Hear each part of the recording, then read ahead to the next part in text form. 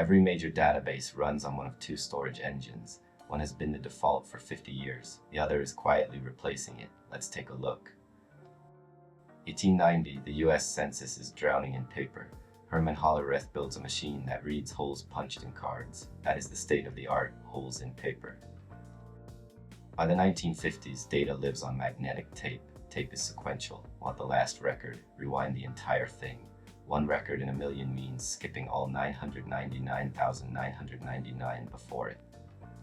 1956, IBM ships the first commercial hard disk, 5 million characters of storage. It weighs over a ton, but for the first time you can jump straight to any record, no rewinding. 1970, Edgar Codd, an IBM researcher, publishes a paper that changes everything. Data should live in tables, rows, and columns with mathematical rules for querying it. Elegant, radical, and useless without a data structure fast enough to back it. 2 years later, Rudolf Bayer and Ed McCreight, working at Boeing, not a database company, publish a structure called the btree. A btree keeps data sorted in a balanced tree. To find any record, follow a path from root to leaf, 3 or 4 hops even across millions of rows. Reads are fast. Inserts maintain sort order automatically. It was everything the relational model needed. Within a decade, the btree became the default. Postgres, MySQL, SQLite. 50 years later, it still is. A btree updates data in place. Every write finds the exact node, modifies it on disk, and splits the node if it is full.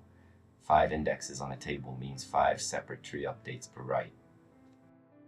Fast reads, the cost, expensive writes that multiply with every index. For 50 years, workloads were small enough that nobody cared. Then workloads changed.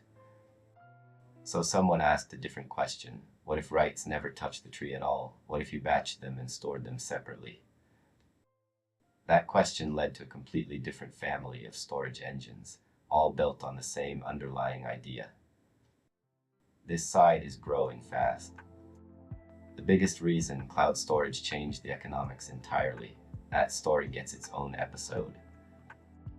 2 ways to store data. One has been the default since 1972. The other is quietly taking over. 13 episodes, 1 data structure. Every design trade-off has a reason. Next up, what is an LSM tree and why should you care? Let's go.